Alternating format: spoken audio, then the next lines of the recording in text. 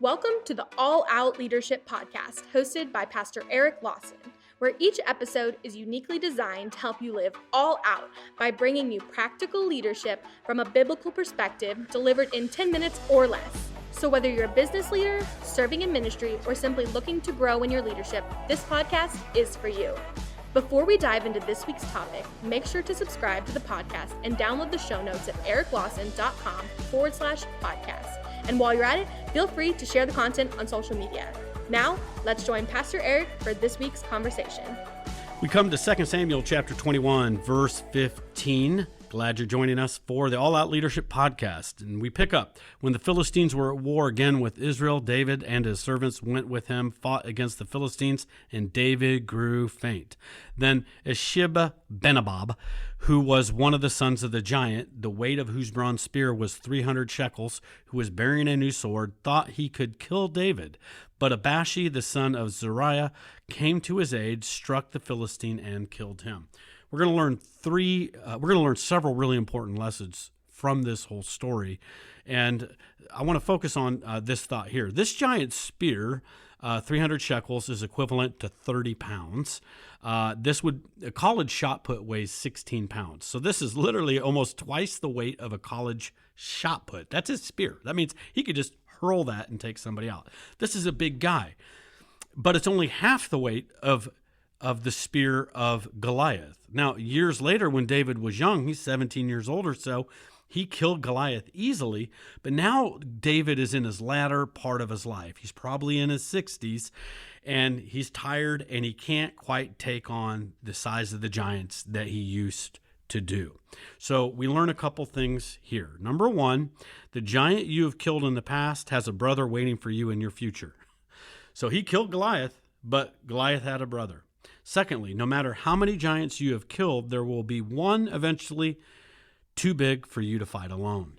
And that's what we're going to look at next week. There are just times that no matter how many giants you've killed, you will come to a situation, a problem that is too big for you to fight alone. Now, what if David had said, you know what? I'm not into groups. I don't need a band of brothers. I'm not into small groups. I'm not into that local church thing. I can do my whole Christianity down at Starbucks by myself. I could just listen to these All Out Leader podcasts and not be connected to anybody and have Bible studies on my own.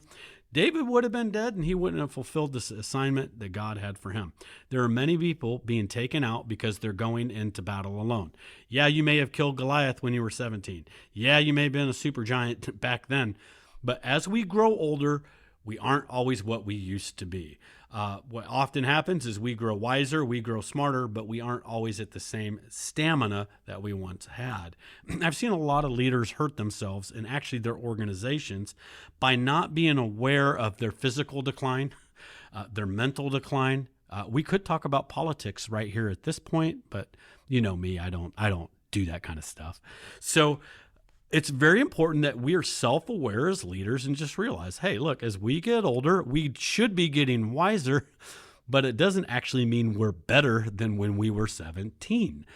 And we're going to pick up with some important thoughts next week on this. So Ecclesiastes 4:9 reminds us, 2 are better than 1, for if they fall, one will lift up his companion, but woe to him who falls when he is alone, for he has no one to help him up. Though one may be overpowered by another, two can stand him, and a threefold cord is not quickly broken. So what I want to encourage you, who is in your life? Who are you doing life with? Are you in a small group? Are you with a band of brothers or sisters that are like-minded in Christ, iron sharpening iron, so that they have your back? Because there will come a day that you run into Goliath's brother, and it's just going to be too big for you. Who has your back when you're down? See you next week. Thank you for joining us on the All Out Leadership Podcast. We hope you gained new biblical insight that challenged you to grow in your leadership. If you've enjoyed this week's episode, we would love your help in getting the content out farther. You can help by subscribing to the podcast at ericlawson.com/podcast and telling others about it. Next week, Pastor Eric will be back with another episode. So until then, we hope you have a great week being an all-out leader.